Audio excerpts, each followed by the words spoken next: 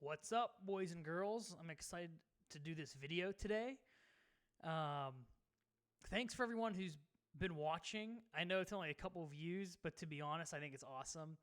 I get to share this content, which I enjoy playing anyways, with people who are like-minded.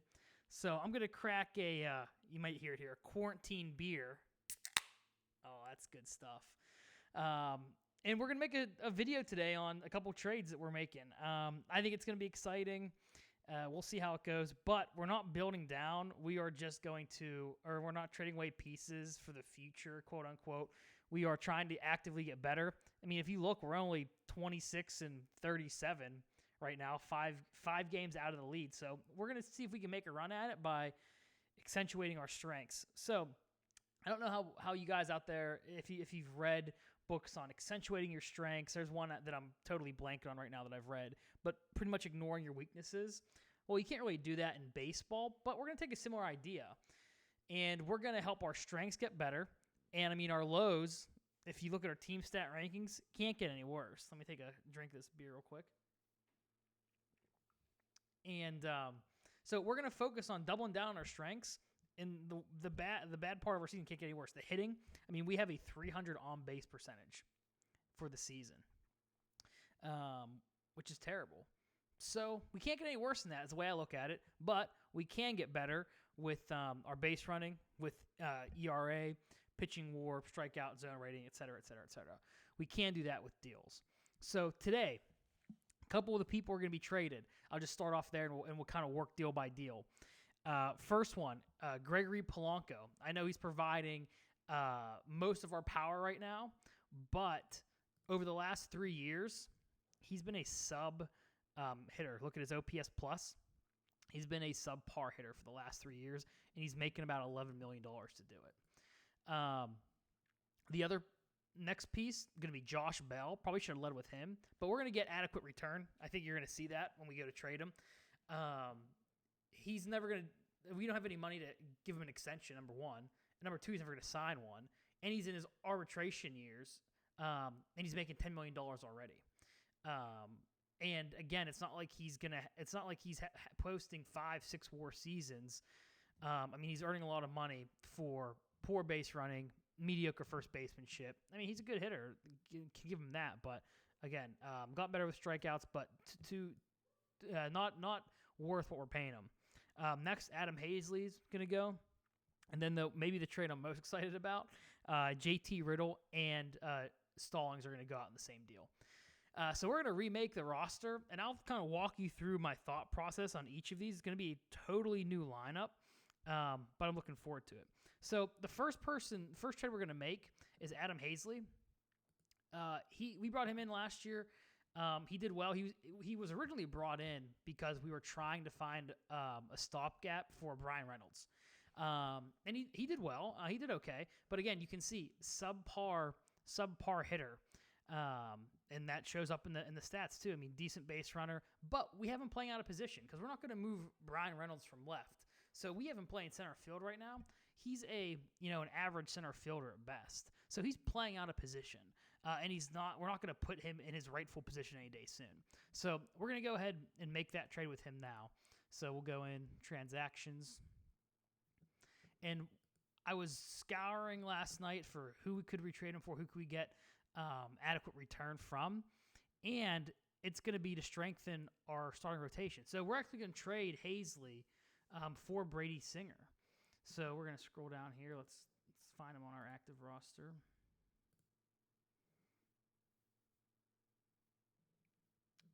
There we go. Out of position at center field. So they'll do this trade right now, which is great. Ben Cherington likes it, but who gives a hoot? So I look into Bradsinger. What's his deal? Ground ball pitcher. He's 93, 95 miles per hour. Good stamina. Good stuff. Look at the OSA ratings; it's about the same. So you can probably bet that there's going to be that's pretty accurate. Good pitches all around. So I'm okay with making this deal. Very unhappy. I guess he's not being played in the starting rotation right now. His ERA plus. So he's again showing that he's an average pitcher, a little bit better than average. So I have no issues making this deal because we'll be able to get we'll get a center fielder back one of our other ones. So I'm just going to go ahead and execute that right now. So we'll go back. Just click the back button there. We will complete that trade. All right, perfect. So now we have Bradsinger to our starting rotation. And that's something else that I'll go back to as well, just to kind of give you all an overview of that. Our rotation's headed by Archer, Keller, and then Trevor Williams. So Chris Stratton is okay. This is the second year he's providing adequate pitching. Jeffrey Ramirez has been horrific. So we want to round this out. And we're gonna bolster that throughout. Jamison Tyne, we can't trust him anymore. We just have to move on as if he's not going to be in our team. So that was the first trade. We'll get him up there. We'll get him in the rotation. Our second trade is going to probably be the big one for most of y'all out there, is the Josh Bell deal. And we're going to get someone who's currently in the minor leagues, but in all the other outside of the park baseball or out of the park baseball that I've played, ends up being a great player. So I doubt, or I believe that this year will probably be very similar. So I got to select the team. So we're going to go to the Dodgers. And yep, you can see it right here. We're going to trade Josh Bell and Blake Sable for Dustin May and Jaron Kendall. Again, we're going to get rid of all of Bell's financial burden through arbitration-eligible years. Like I said, he's not going to accept the extension anyways, and he's probably not going to in real life because of Scott Boris's agent, and Boris and the Pirates have had a long-going, feud in real life. Blake Sable, middling catcher, 23 years old, still in high A ball. He's not going to be anything more than just a filler throughout. You can see even in the minor leagues, even in high, in the high A ball or just low minors, he's still a sub-average hitter. Not great behind the dish either. So he will likely amount, sorry, Blake, if you're listening, to not much, at least in the game. But we look at Dustin May. He has great stuff, and he is great in real life as well. If he was on any other team that wasn't as loaded in the rotation, he would probably be up and pitching really well. So you can see has a track record of extreme success in the minors, low whip, even while he's battling a little bit below average BABIP there. So if you go to his ratings as well, no drop offs between righties or lefties, which you love to see. That means that it's not going to turn into he's not going to turn into a reliever long term. Most people who have split issues are usually stopgap pitchers, or they end up going into relief. Dustin May is not. He's an elite prospect, and if you go in real life, and then if you look here too, he's rated number 69. Nice. But he's rated 69. I think in real life he's much higher this year. In Jaron Kendall, so we're going to replace a Hazley with an actual center fielder. The batting doesn't change too much. He's going to strike out, but that's today's baseball. Contact is going to be low. But, again, you're going to see, even though it's minor leagues, above average hitter with the OPS plus, elite speed, which you're not getting with Hazley, and then look, 70 in a center field means he's above average skill set there with good range. Personality, fine too. So I know he's in AAA. We're going to promote him right when he gets in to handle our starting position. So again, we're improving in base running. We're improving in our defensive metrics, and we're going to improve in our pitching as well. We're going to lose some hitting, but again, to this point, our hitting can't get worse. And we're going to lose the financial burden too. So we're going to go ahead and execute that trade. Dustin May, Jaron Kendall, welcome to the club.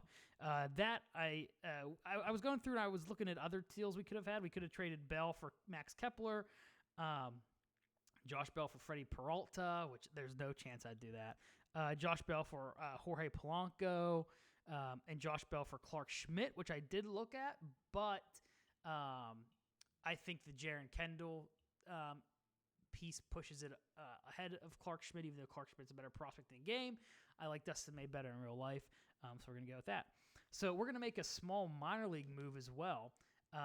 We're going to promote Alec Baum up to the major leagues. So he has been raking it in the minor leagues. I'm going to go to the Indians here. And that was one of the pieces I should have probably started with earlier. We have a good replacement. So, again, first base, we're going to lose a little bit of base running. We're going to get better defense.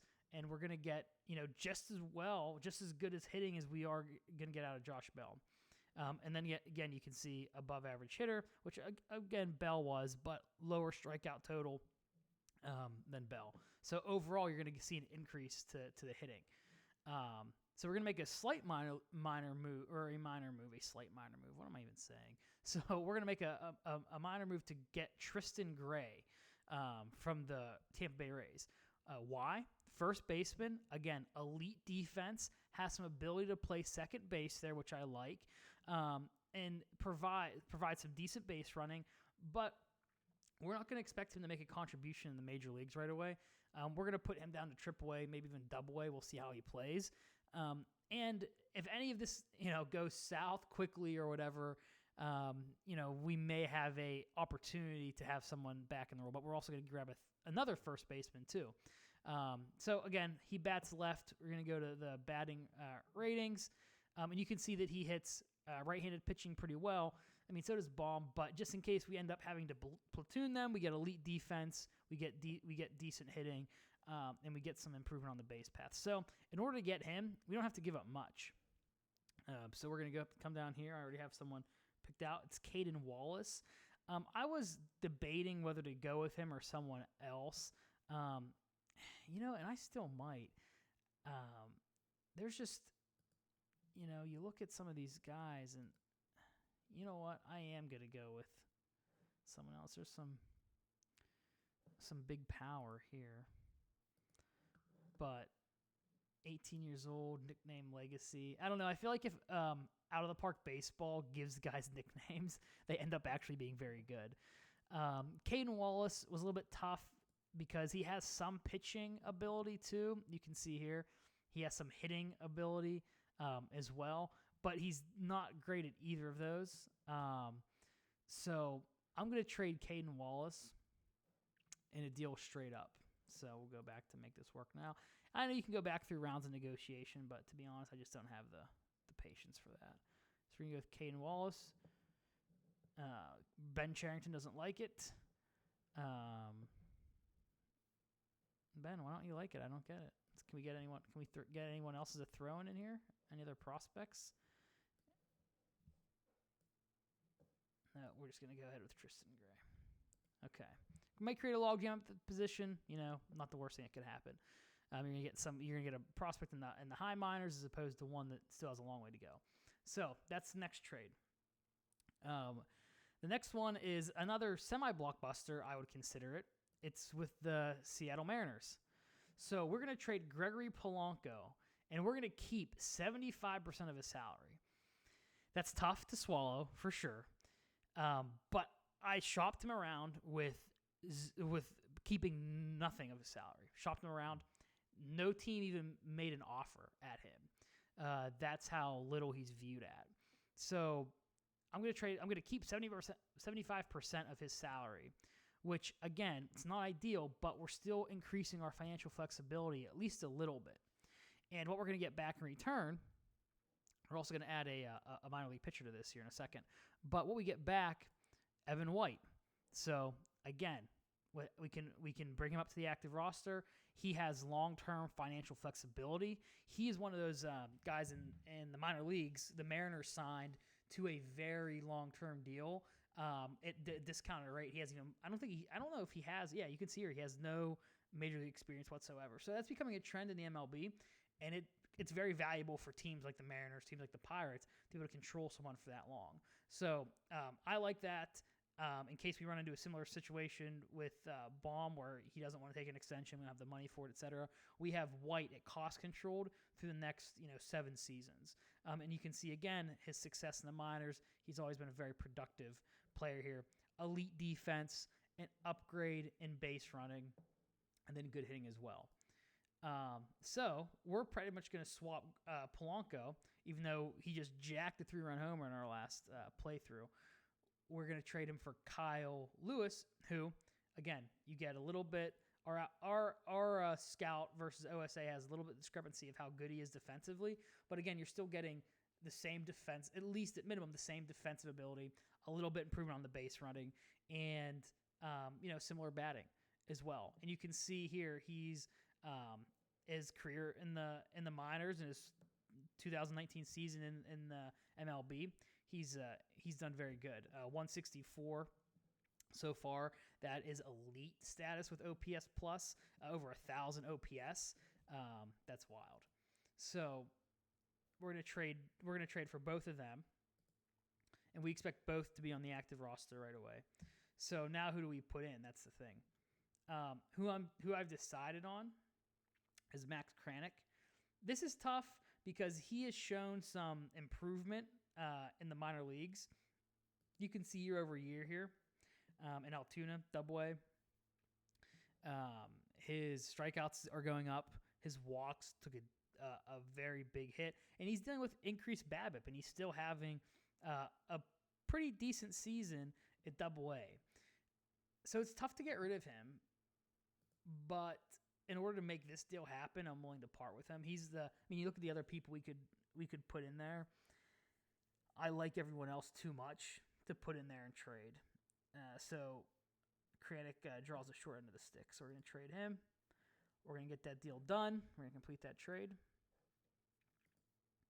So boom. So we have one more that we have to do, and this might, I think, just be my favorite one. So it's not necessarily my favorite because of who we're getting, even though I do like him. It's another trade with the Dodgers. It's my favorite because of who we're giving away, which is JT Riddle and Jacob Stallings. So happy. So we're going to go to the Dodgers. We're going to go back, and we're going to trade for Tony Gonsolin. At least I think that's how you pronounce it. So he's unhappy. He wants to be playing the majors. He'll likely get the shot here in Pittsburgh. We have to keep all of JT Riddle's salary, which is fine. I mean, it's $6 million. It's only 1 year. We'll take the rest of it. I mean, who really cares? You can see that our money's going to improve again. So we were $7 million down, and now we're coming out here in the green. But if you look at Riddle, just a complete and utter disaster. Like I predicted, but didn't listen to myself, 61 OPS plus. So what that means is that he is producing 61% of what an average major leaguer does from in the batter's box. Horrific. It's a disaster. And he's earning $6 million to do it. Unbelievable. Jacob Stallings as well, 55 OPS plus. 582 OPS, 294 slugging percentage, and then 289 on base percentage. I'm rubbing my head right now because I just can't believe how bad that is.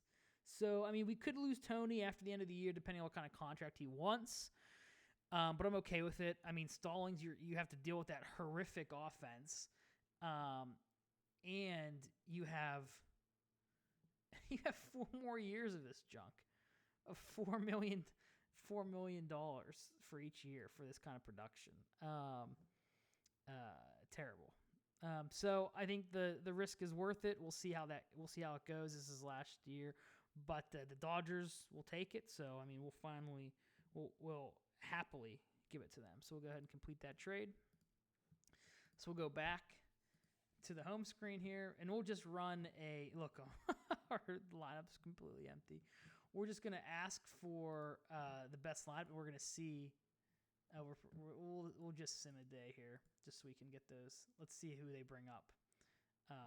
We won 4-0, so we're gonna go ahead and. Nope, I think I told them not to do that, which is great. So we're gonna actually go ahead.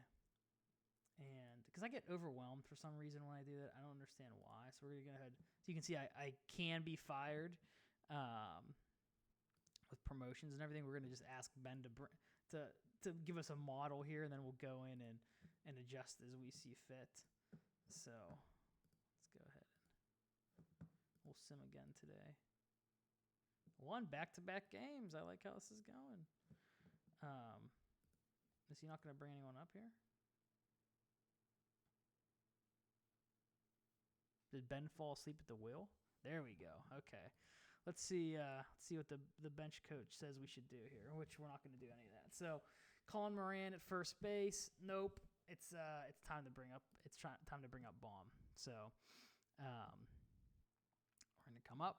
Nope. First, I gotta send Moran down. He's out of options. I mean, he's going to play quote-unquote elite defense for us too, but I'm going to waive and designate for assignment. I was trying to find a trade partner for him. Couldn't find one. So, I mean, if he gets picked up, he gets picked up. So we have Alec Baum there. Let's see. Who else did we have in our lineup that we needed?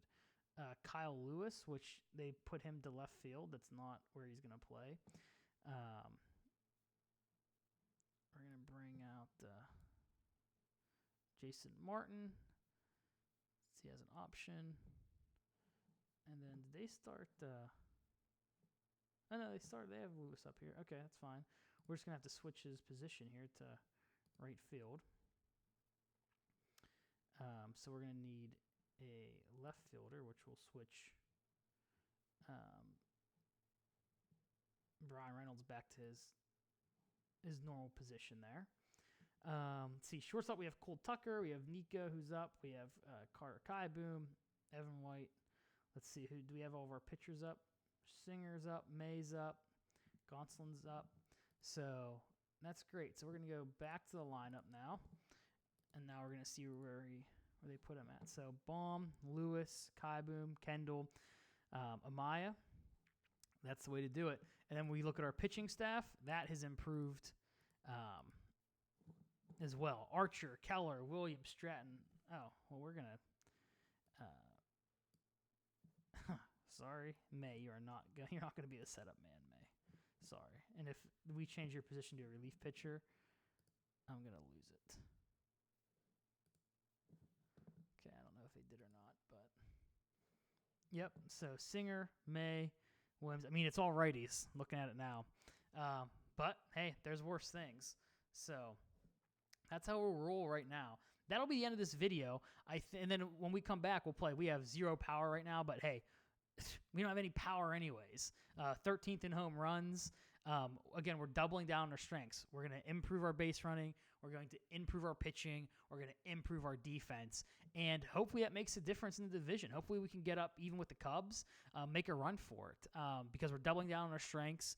We are assuming that we can't get any worse from a hitting perspective. It's got to go up. And then we'll get Cabrine back in about 4 months. So I'm going to end the video here. I know I kind of went on a little tangent there at the end, but thanks for sticking with me, guys. I think this is going to make a big difference in the outcome of the season. We'll at least find out. Thanks for joining us. I'm going to finish this quarantine beer, and I'll talk to you all later.